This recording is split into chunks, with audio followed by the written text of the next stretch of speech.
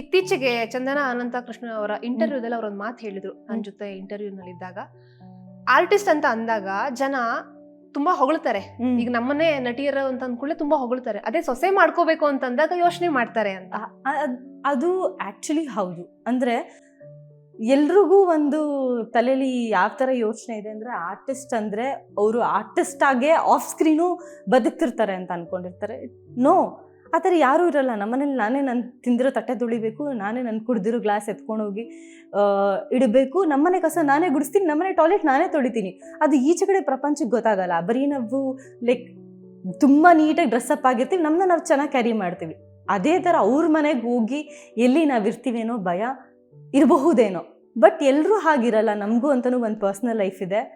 Artist ಅಷ್ಟೇ. ಅದು ಸೆಟ್ಟಲ್ಲಿ of ಸ್ಕ್ರೀನಾಗಿ ಬಂದಿದ ತಕ್ಷಣ ನಾನು ನಮ್ಮ ಅಪ್ಪ ಅಮ್ಮನಿಗೆ ನಾರ್ಮಲ್ ಮಗಳು, ಬೇರೆ ಮನೆಗೆ ಹೋದರೆ ನಾನು ನಾರ್ಮಲ್ ಸೊಸೆನೇ. ಅದು ಒಂದು ಭಯ ಇರುತ್ತೆ ಬೇರೆಯವರಿಗೆ. ಕನ್ನಡದಲ್ಲಿ